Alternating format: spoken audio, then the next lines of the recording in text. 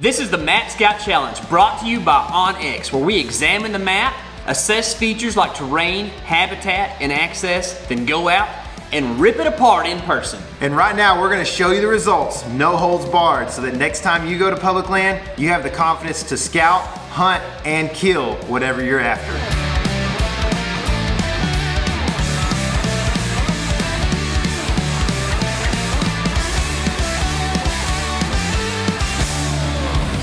Seriously just happened.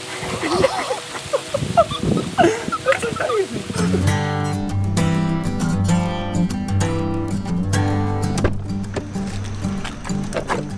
Little OJ, TJ. Heading to Illinois, got some deer. Look for some stuff. Eat some cheese muffins. We are crossing the Illinois state line, headed over the giant Mississippi River. Right now, we are headed to Shawnee National Forest. Pretty excited to go check this thing out. It's a giant piece of public land. Welcome to Illinois. Now you know. It's a giant piece of public land, like 300,000 acres. We're gonna go drive this morning, check out, see if we can see some bean fields, and maybe scout out some of the map dots that we'd found, and see where we can go in there and maybe find some deer, turkey, or whatever else we can get into.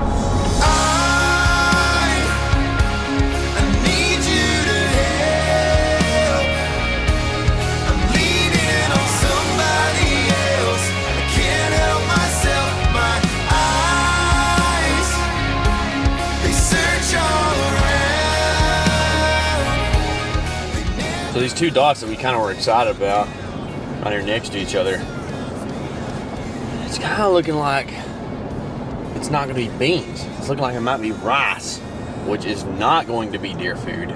So, I don't know, there's corn right there. Maybe we can take this little county road out here and see.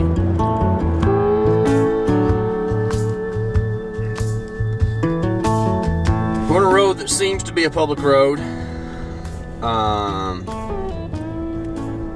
And we got to this point where this rice drainage is cutting across our kind of gravelish kind of road that we're on.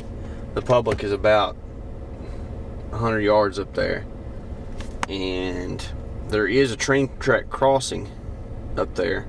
So I guess what we should probably do is get out, and if nothing else, just go glass that field, see if it's beans, and kind of go from there. But if it's like rice or something, it ain't even worth like looking at any of this stuff. You know what I mean? Mm-hmm. So let's go check it out. All right.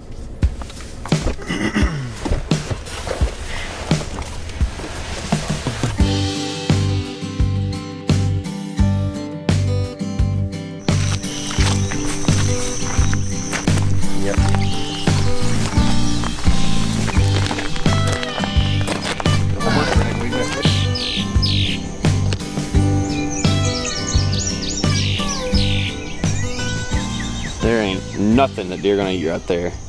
And the other dot is probably way more accessible from the other road. Let's get out of here before we waste too much time.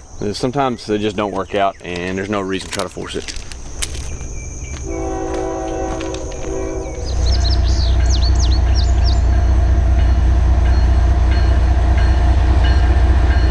KCS, baby! I'm about to have anxiety because I've got a bag of mile 3. Soft on my side. I don't know. It doesn't look like a good option.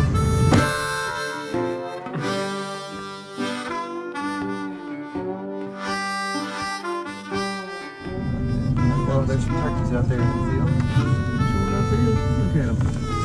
Doing their thing. Get some footage.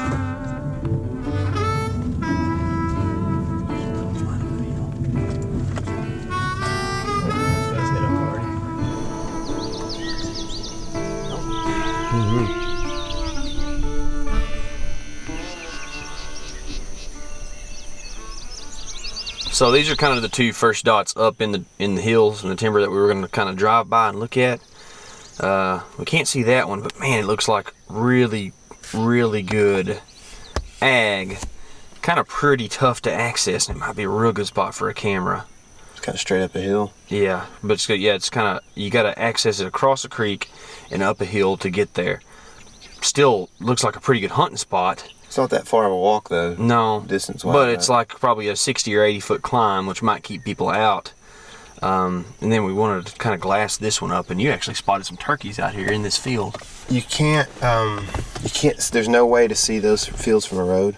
Is that right? These right here? Yeah. No, I mean, the only way we'd be able to do it is pull in this farmer's gate right here, and I'm not in the mood to do that today. So there's a chance it's fallow and it looks like this, and that would stink, but it's really not that bad of a walt. No. Are you wanting to go up there, you think? Well, let me just plot it out. Because there's a funnel right there, right, that you're seeing. Yeah, between giant blocks of timber, and then there's these ag fields up here, and there's timber here to the south. You know, well, you can kind of see what's the national forest there, but you know, there's timber to the south. You'd think there'd be a funnel across the road here. Let's just see what the straight line distance is. If we parked right there and went to that dot, 250 yards with it's like walking 20, across this 40, field. 60, 80, 100, 110-ish foot of Pretty steep. incline. So I'll do it. good way to get things moving in the morning. Yeah, I mean, it's a smaller block too. You know, to think about this is a giant block of national forest land. People don't come here to hunt what is this? It's not going to tell me how small that one is, but just assume that's like probably the same size as that, 60 acres or less, you know. But it's got some real good terrain and stuff in there, and it's got like a little basin with some different fingers. I mean, it might be a little big buck hole, you know. Well, let's check it out. find us a big buck. All right.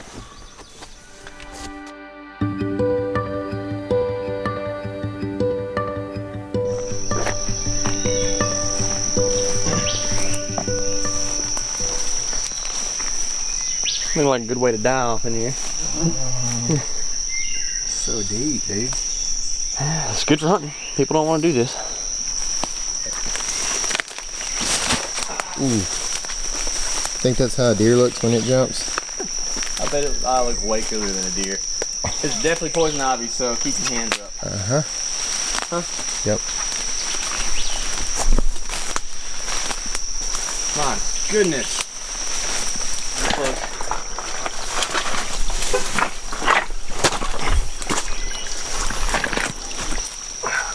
Step right there. Here we go. That's quite the barrier we just went through. Like, it doesn't look like much, but if you have a stand on your back, It's not fun. that'd be tough. That's the thing. Get a stand on your back and try to go through that high stem count right there.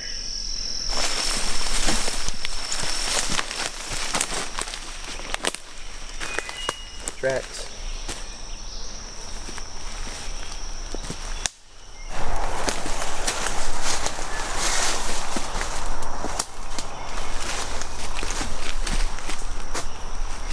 I like it. This looks like an old road or two right there. See them? Yeah.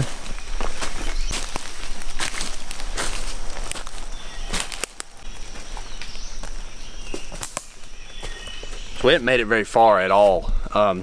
Actually, we just pretty much crossed that creek at the bottom and came up this ridge. And if you look on the map, it doesn't even look like there's a place for deer to be coming from. But I guess it truly is that funnel we were talking about, how you got timber to the south, timber to the north. But we're on the kind of the spine of this ridge right here that leads up to this ag field, and the trail is well defined. And it just so happens that there's rubs around. And this is a giant white oak tree. There's 2 or 3 more right here. Looks like there's more up the ridge as well. So definitely seems like a spot that deer are using, you know, October, maybe even November with these rubs and stuff. So things look good here. Well, it's hard to get across that creek and climb all this with a tree stand. But if you only do it once and you just leave your stand for forever, I guess it ain't that hard. We weren't the first to find this spot.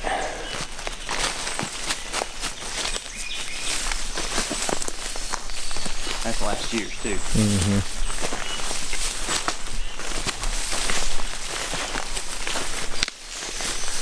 Wish I knew what he shot. It's on a white oak too.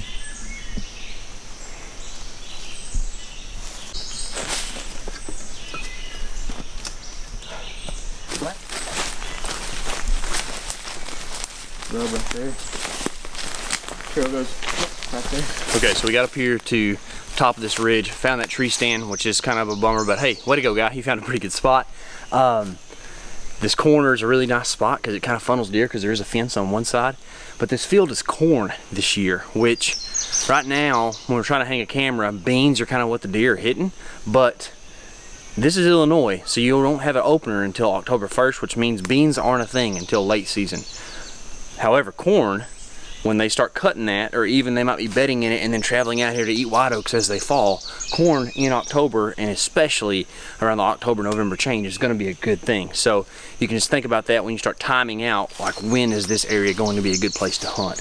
We're going to push on down this fence row and see what some of these other secondary ridges that come into this ag field are doing.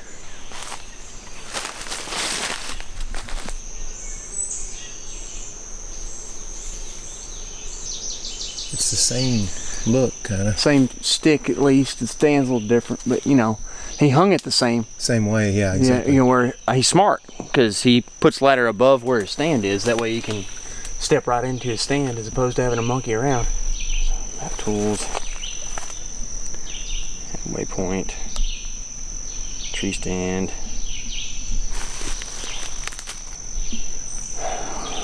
Field edges are something people have figured out by now, apparently.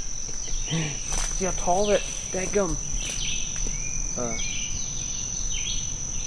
locust tree is, man? Should we assess the situation with two stands here pretty close? Should we just back out of here and go before pushing in and wasting more time here? Yeah, it's definitely getting some pressure. You're probably right. I just wanted this place to work so bad, and it does. It's just that there's some pressure.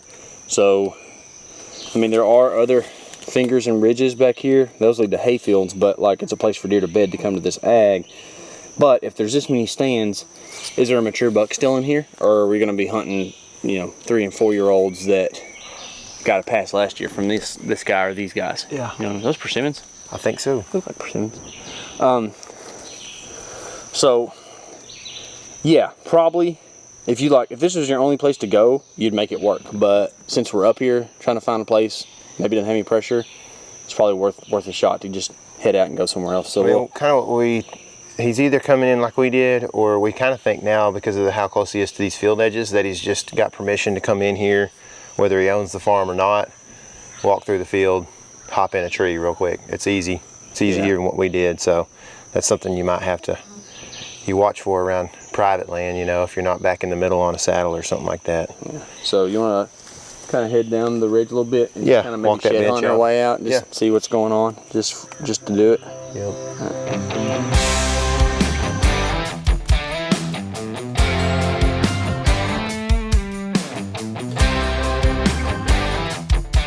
So I loved that spot and it looked good, but somebody else already found it. It's pretty much the problem. And it was corn, and you made a good point about beans, right? Yeah, beans are, the point is that beans, if we're gonna get trail camera pictures, are gonna be where deer are gonna be right now, because inside of that canopy there's a lot of mushrooms growing, which means there's not a whole lot of sunlight. Ooh, it's muggy in there, and so there's not other things growing that deer like to eat. And there's not a whole lot of fresh tracks, you said. Yeah, there's not. Which means that they're probably not living, they're probably gonna be, if we're gonna find deer, they're gonna be living near soybeans right now.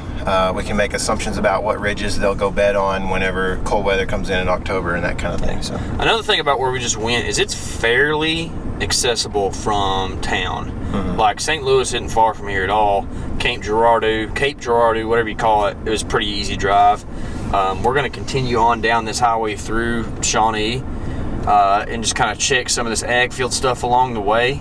And then there's actually a dot that's like a mile from us that you can't get to from here. You actually have to drive like probably 15 miles around to get there, and that's a beanie looking field right there. I like beanie fields. So that might have some promise.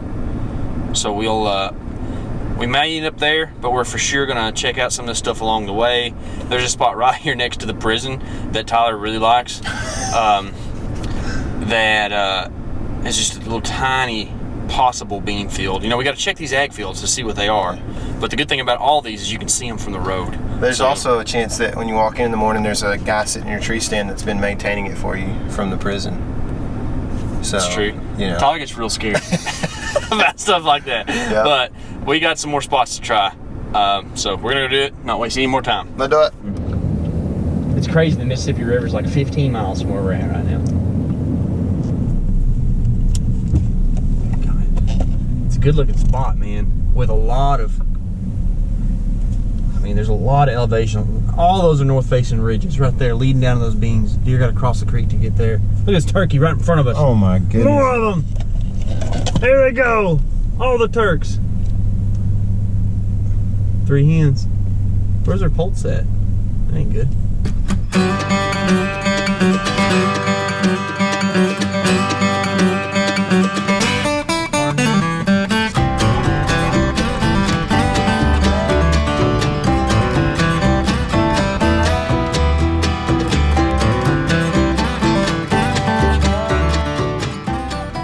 Bush or something?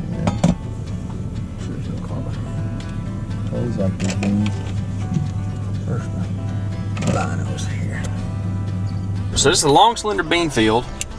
Kind of a high view right here. A bunch of ridges and stuff all through that bottom, and it's like a big, you know, kind of creek bottom almost through there. But this is the first bean field, and I like it because it's got a lot of shade throughout the day, and you're gonna have a lot of evening shade. And the back corner of this thing is, let's see, map tools, line distance from there,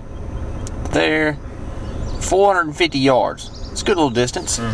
A deer can be at the back of that, and you can drive down this White Rock Road and they wouldn't run off, possibly, you know, especially if you didn't stop. So it's got some seclusion. There's a big hill right there, you can see it.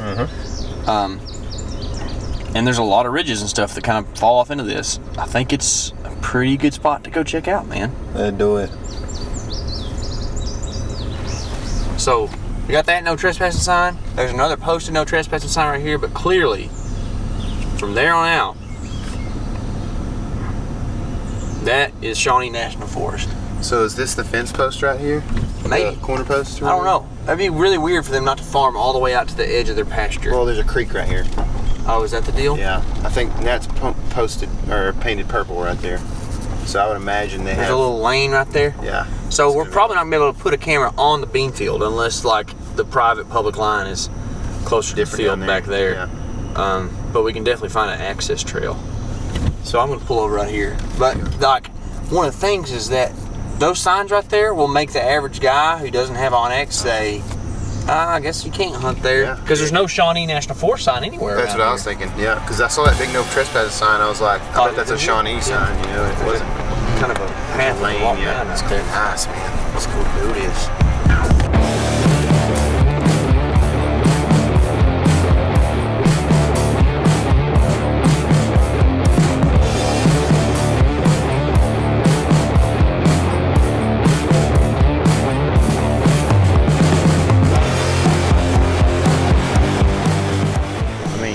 It's a giant tree.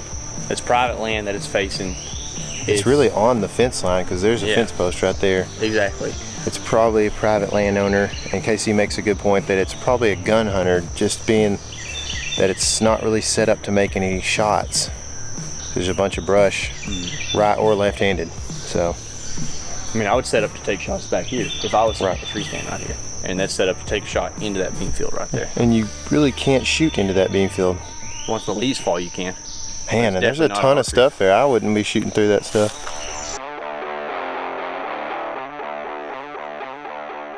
So there's a lot more deer tracks down by that stand that we found earlier in browse.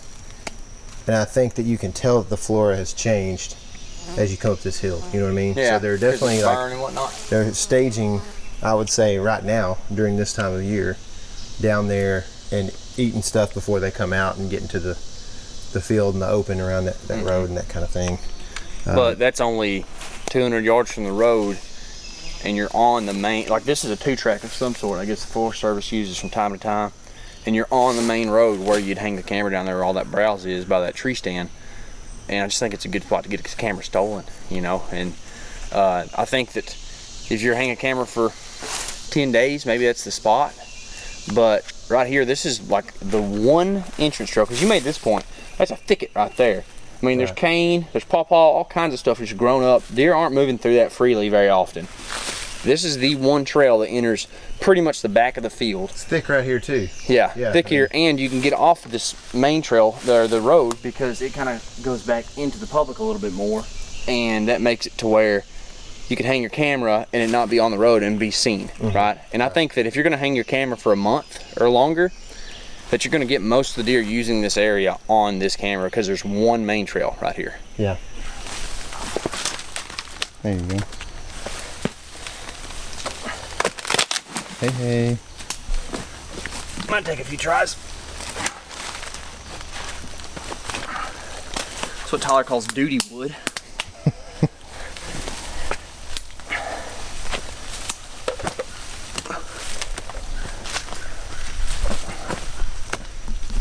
Oh yeah. Look at you. Perfect.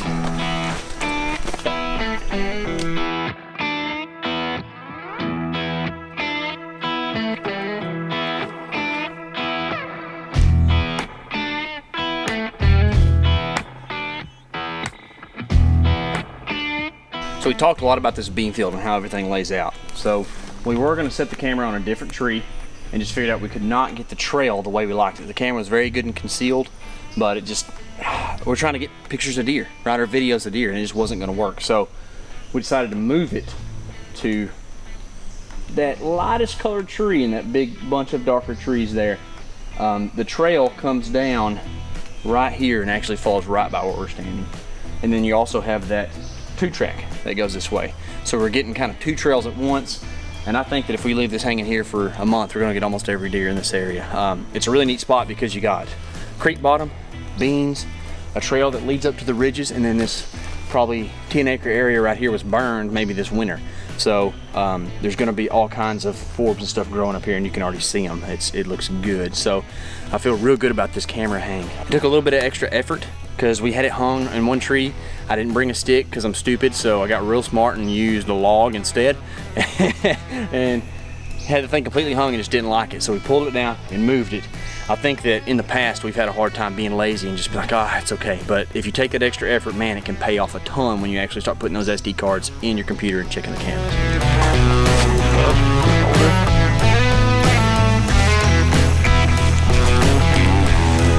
Have good bucks. Good Western stuff. And a nacho crunch double stack taco. I need another 5 grilled cheese box. Okay, 28, I'm sorry, 1428. All right, thank you. Thank you. That is cheap. Dude, we just ate for $7 a piece and it's gonna be a feast. All right, thank you very much. Thank you. Have a good one.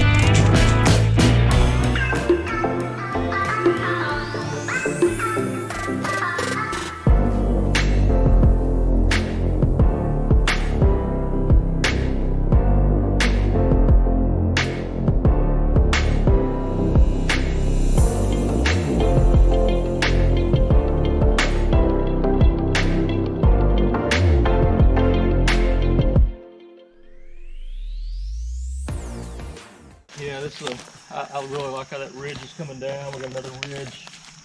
Well, and it looks like we found our camera, so we weren't the only ones thinking it was there it is. We weren't the only ones thinking it was a good spot. Check that out. I guess you guys picked a pretty good spot. Nice trail going right out in the corner of the beans. Got a nice little finger coming off this ridge here. Comes right down in this little creek bottom. And then there's another little ridge system here. Comes right down inside this nice inside corner.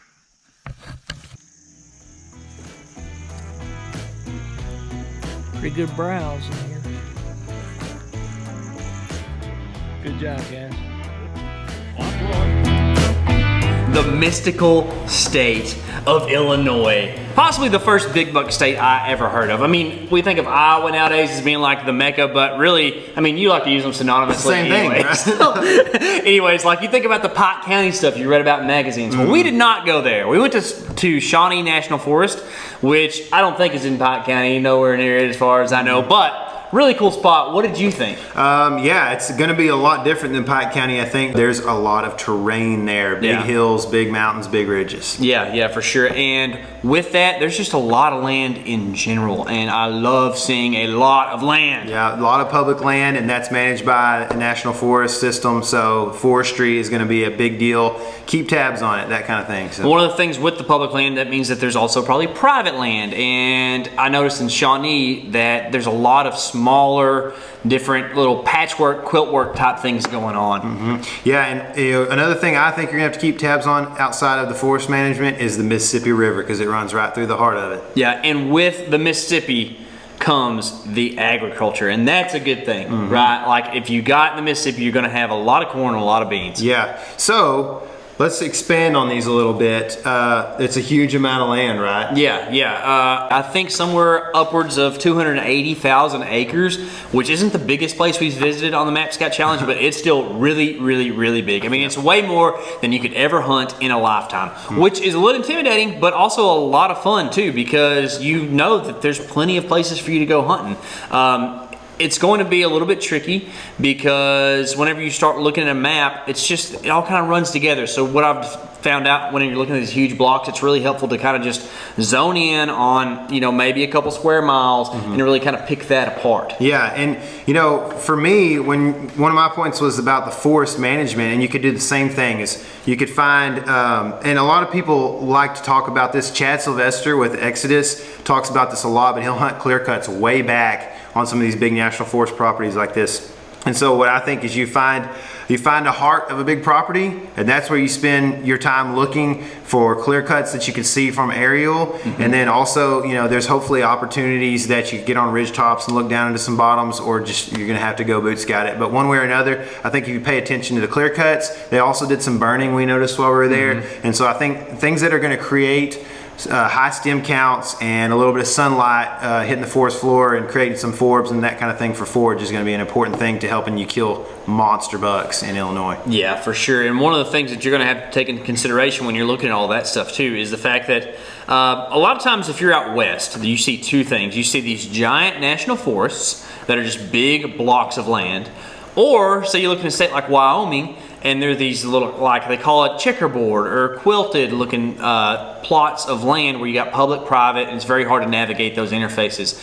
I found out that Illinois has quite a bit of that with this national forest. It's not these big giant blocks of national forest. If you zoom out very far, it kind of seems that way, but whenever you zoom in, you're gonna have like these 400 acre, 200 acre, 30 acre little places that are gonna be public with a lot of private just mixed in together. So it's gonna be real important to have a good map system like OnX to be able to navigate that stuff well. Yeah, the cool thing about that whole patchwork is that, like I mentioned earlier, there's a lot of terrain, but the way that it's different than other terrain we visited, such as Mark Twain National Forest, is that there's some ag on the bottom, there's some on the top. It just kind of depends, like somebody found a way to homestead a particular piece on a road system or something like that, and they were able to put corn and beans on there for however many decades, So essentially, if you use that terrain, you can look at it as a way to shield the back of or screen the back of fields with the terrain. So a back corner of a cornfield, it might not even be that far from the road. If there's terrain in between the road and that back corner, you might be able deer might be able to hide behind that hill, so you can go in, slip around the back side and kill deer coming out in the daylight. And then there's also, of course, the classic saddles and ridge bedding and that kind of thing that we've talked about in some of the other videos that you can use the terrain for. Yeah, and Tyler mentions agriculture, big thing. Really nice to see when you're whitetail hunting, right? Because it's probably going to be a food source, especially corn and beans. One of the good things about having a decent amount of private intermixed with the public is that those private lands are going to get farmed, right? They're going to be homesteads, like you said a while ago. So you're going to have a lot of agriculture, and that's what I noticed there is that most of the private land around there, unless it's the really tall terrainy foresty stuff, like terrainy, I just made a new word. I like it. So unless it's that type of stuff, if it's that bottomland stuff, like the river bottom stuff, it's gonna be an ag, and you can find a way to set up. Maybe you can't hunt that field. I might not even suggest hunting that field anyways, even if it was public. go find where the deer are bedding, go find where the deer are traveling back and forth between fields, and hunt that stuff up on the public land. For sure. And you know, the Mississippi River is one of the biggest rivers in the world, and it flows right through the heart of this thing, or right beside all this national forest land. And so there's a bunch of stuff that's public along that river system there. But one thing we noticed when we were driving around was a water line that was like miles away from the river, and still up very high on these trees. And on buildings on too. Buildings and that kind of thing. Yeah, you know, so you're gonna get, I mean, they've had 100-year floods here recently in different areas along the Mississippi River, and so you're gonna have those happen now and then. So I think that even just a regular flood, you're gonna have to kind of keep tabs on that before you go up. Say you're an out-of-stater, you don't want to show up and have 3 spots picked out and they're all within a mile or 2 of the Mississippi and they're all underwater.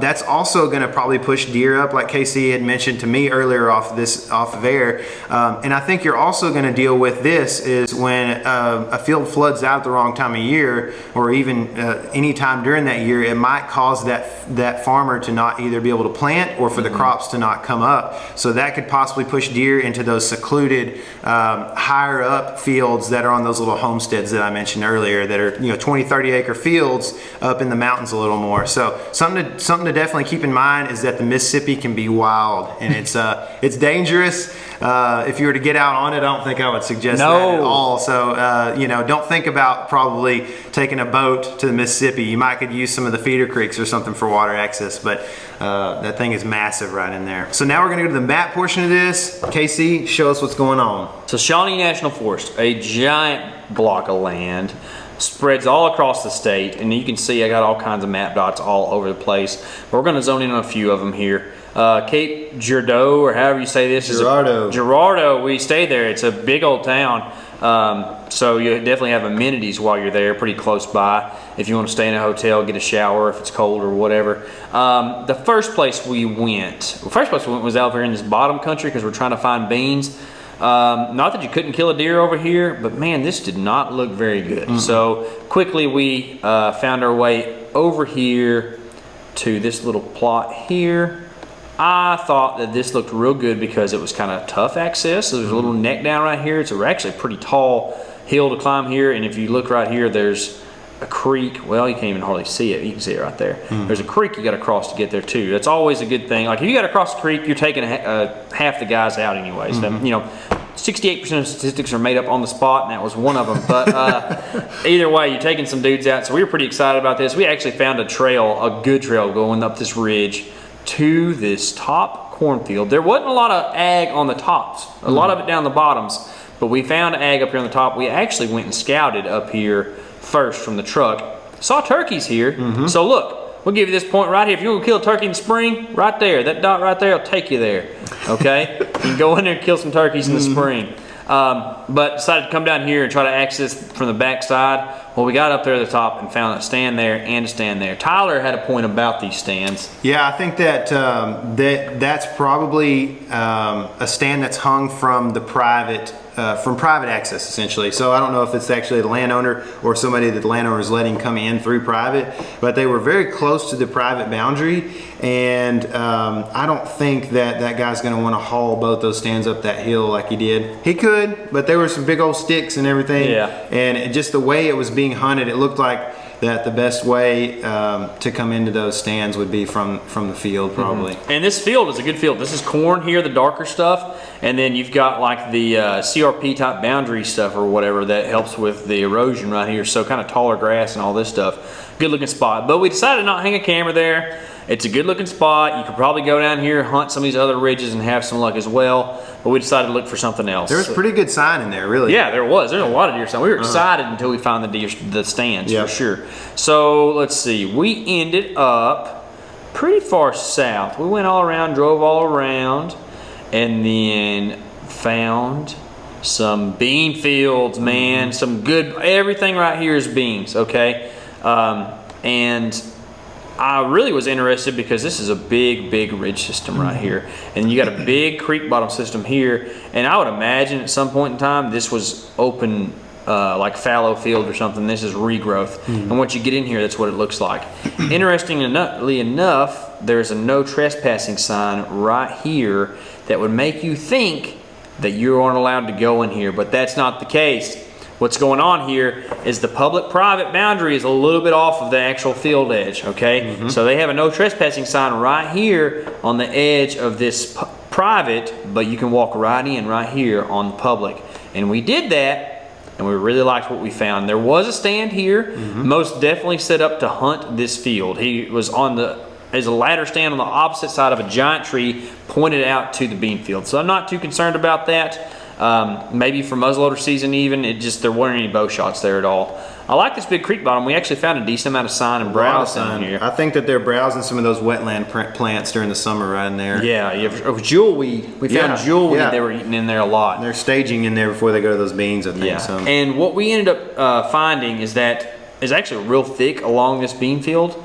And there was a burn up here, not that these two things relate, but all this ridge system was burnt probably by the Forest Service. Kind of a cool burn, like it wasn't like, just rage, but just all the understory. But this was our map dot, and we were walking back to the back of this bean field because that's where deer always end up coming back. The back side, far from the road. Well, we decided to hang the camera right here because one of the major trails, only ways to really get in the bean field for deer unless they want to bust brush, was right here. And it just works out so perfectly coming off the edge of these ridges. These deer can filter down out of these ridges, hit this edge, and just walk right there, right in the backside of the bean field. So I think we're gonna get a lot of good deer on this camera. I don't think I would probably ever hunt where that camera is. I think that this is one of those situations where we're hanging a camera, trying to locate a big buck, and then be able to kind of track him back and figure out how to hunt him back here. Almost looks like a saddle right here, possibly, a little. Yeah, right there, right there. And I like how jagged some of this stuff is back in here, right? And I don't know, you just need to get up in here and rip this stuff apart. And like you said earlier, maybe scout your way in whenever you go to hunt. But I really, really like that spot, man. There's not a lot of, for this area at least, that's a pretty roadless spot, or trails or whatever. So on that note, we found good beans, good agriculture next to some ridges, and we were thinking, okay, or at least I was thinking, what else looks like that? Well, we actually found this spot right here on the way in and had considered going and hanging a camera here. But we decided that it would be a spot that you could go hunt and probably see good deer, so why go hang the camera there? But you drive down this main highway right here, you can see all of these ag fields right here, but you can't actually access them to hunt. You actually got to go out around, drive this county road back around, and then drop in and lose elevation. Well, anytime you have to do stuff like that, you're going to lose people too. What I like is, if you watch this border right here, they're actually farming part of the National Forest land right here as well. So if this is corn or something, you can definitely sit up on the field edge, have a chance to shoot deer. But I really like when you see stuff like this. I'll turn this over the topo so you can just get a better look. But this creek pinches down real hard against this. This is like the primary ridge too. This isn't just any ridge. This is like one of the primary ones in here. So you're gonna have deer that are gonna be really funneled if they're heading east and west right here. And they're gonna be deer heading north and south going to eat in these ag fields. Maybe you can set up, on a good trail on this pinch. You might even be able to find like the good major creek crossing. You might set up in here because it's kind of a little hub area. I don't know, but somewhere in here is going to be a good hunting spot. I like it. So the other one that we really liked, I'll just zoom out because it's a little bit further north up here. Tyler and I both pretty much had the same map dot here. I had one about right here. He sent me this one. The same place though. Tyler, why did you like this spot? Well, it's a long ways from the road for one. Yeah, so these trails, if I can interrupt you, these trails are on private, and I'm not too sure that you can actually even use this thing. It doesn't really seem like it doesn't look like it looks like you might be able to in low water cross right there, but you'd have to cross private land. So exactly. But yeah, so it's far off the road. This is basically a mountain right here, and it's got giant ridges coming off that are kind of angled at the field here. This is also looks like beans, and then down here in this corner where my dot is a very flat spot. Where that ridge ridge pushes up against the very backside corner of this field right here. And so if you look at the creek down here, you can see that between that ridge system and this other little minor ridge system right here, you've got a pretty good flat funnel in between the creek system and the ridges. So really, the closest you can get to that funnel is kind of right in there. And I figure, I always see deer, like you said earlier, come up in the back of a field, man, and that's a back corner, you know, early entry in the evening field spot that that's classic to me. So yeah, that's kind of why I chose it. What about you? Pretty much all the same stuff. I like especially how much terrain there is up in here. I really like it. It's far from roads. I think that you could probably do a little trickeration and maybe jump in the creek right here with some boots, depending on how deep this is, and walk the creek and get somewhere pretty quickly. Or you could even float it if the river was up. You got some flat ground right there, kind of like what you were talking about. I had my map dot right here, mostly because the major ridge system comes and drops right there. So similar situation, back of a field, but the thing is with this field is you got road seclusion with these tree line along the creek, so I don't really know if you're gonna have a back of the field type scenario or not. I kind of like the idea of you have this major ridge right here and then a spur ridge coming off right here, and maybe this little honey hole right here, like you're saying too, a flat spot, especially maybe if you've got like some white oaks or something dropping right in here, and then beans or maybe even corn in this ag field right here that deer are going to be hitting later. So, and you scout your way in down that edge, you find a couple of scrapes and a really good trail that's got fresh tracks on it, set up on it and shoot a deer, Yeah, either way, man, there's so much hunting land up here that you can definitely take some of these ideas, hopefully, that we've shared with you and find a good spot. I mean, look, just drop a dot and go. I mean, you could find a saddle or whatever all over, and it's just plenty of land, pretty secluded, not really close to giant cities, but there's a decent place to stay. I think it's a really good looking spot. Yeah, for sure. Well, if you like this, check out our Missouri. The day before we went to Missouri in Mark Twain National Forest, check out that link right here if you want to look at another one of these in a different state. We've got several of them, so make sure and subscribe. Comment below if you have any thoughts about this as well. Like the video, hit the bell for notifications, all the things that everybody likes to say. And remember, this is your element. Living it. Well, y'all, that is going to wrap up the Map Scout Challenge completely, at least for the infield sessions. We are celebrating with some Taco Bell. I can't wait. If you did like the Map Scout Challenge, we appreciate that. Be sure you've subscribed to our channel. Go down and comment on this video what your favorite part was, and then go watch the other ones as well, because they're a lot of fun. They're a lot of fun to make, and I hope you really enjoy them. Yeah, thanks for all the support. Thanks for watching, and thanks to Onyx and Exodus for their support in this whole series. We'll see you again next year when we do the Map Scout Challenge.